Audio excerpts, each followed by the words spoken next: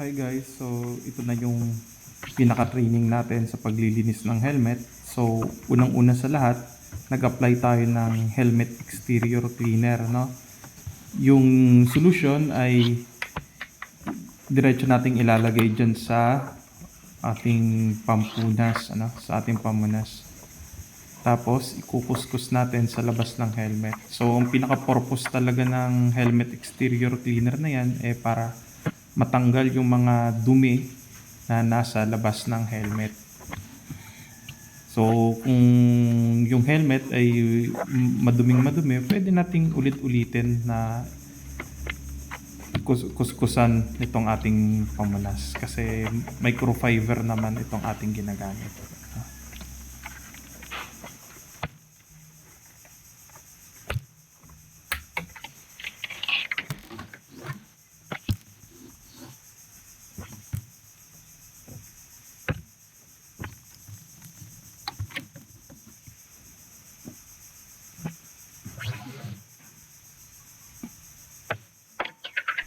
Bale, kasunod niyan ay maglalagay tayo nitong car wax. So, ang purpose naman nito ay para makuha ang mga light scratches, So, hindi na natin makukuha yung mga scratches na malalalim na. So, ayan, kung makita ninyo, meron tayong ginagamit pampunas sa helmet. Ayan, so ikukuskus lang din natin yan sa helmet. So lalong-lalo na dun sa mga part ng helmet na maraming scratches, no? Hindi natin makukuha yung sobrang lalalim na scratches, but then yung mga light scratches, yan yung ating makukuha. So sa video na to, kung makikita nyo, mano-mano natin kinukuha. Pero kung sa pag dumating na yung ating polisher, yun po ang ating gagamitin para hindi tayo mano-manong magpunas ng helmet. Para machine na lang ang bahala. Para mas mabilis. So, pansamantala, dahil hindi pa dumarating, papakita na muna natin na ganito yan. So,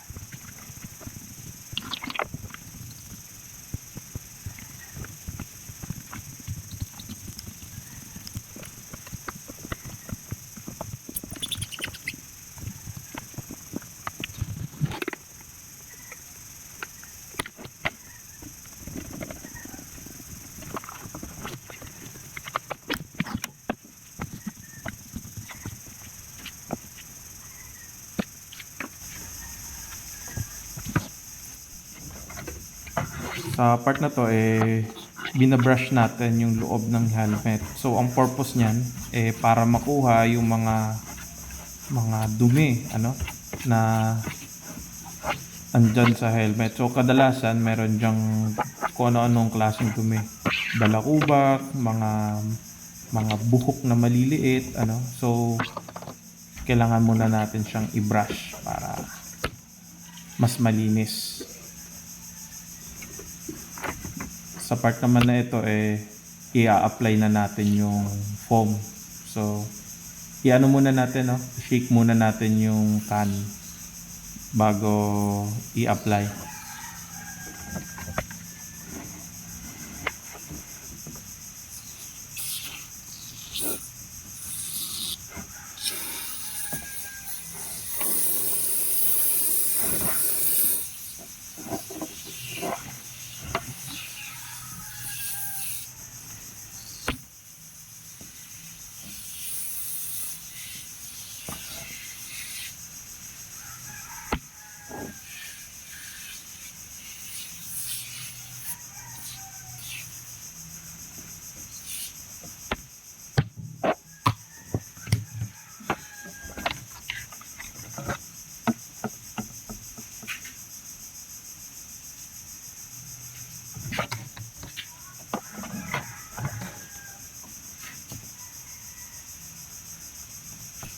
para mas hygienic at malinis.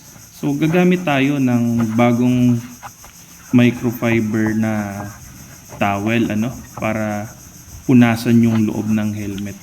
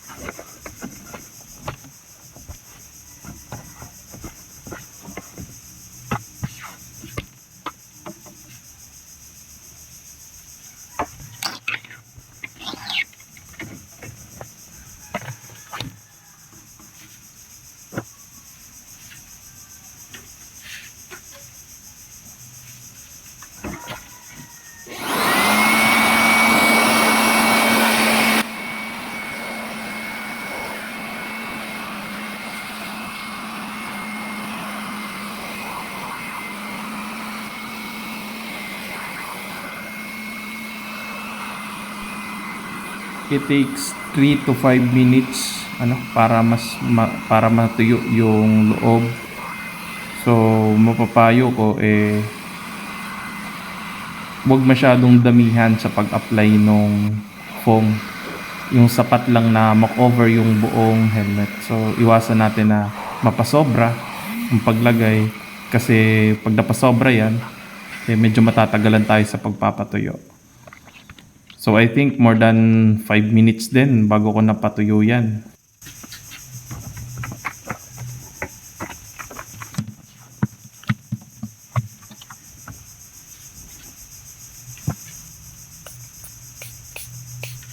Dito naman nag-apply tayo ng defogger. Yung panlinis yan ng visor,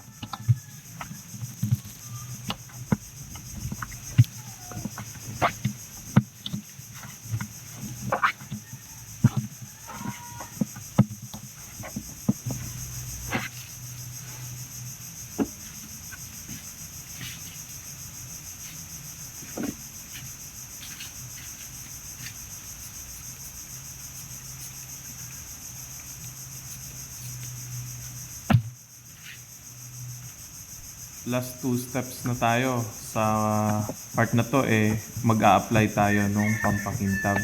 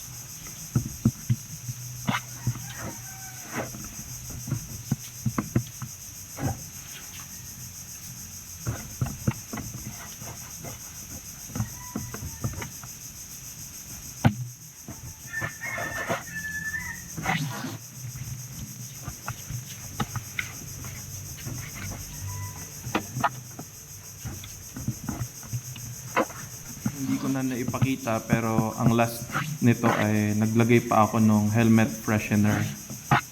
Ayan. So, tapos na.